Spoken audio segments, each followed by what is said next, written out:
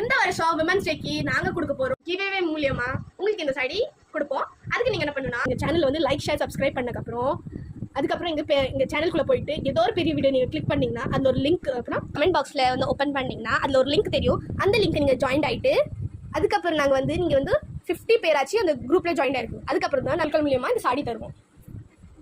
ஓகேவா?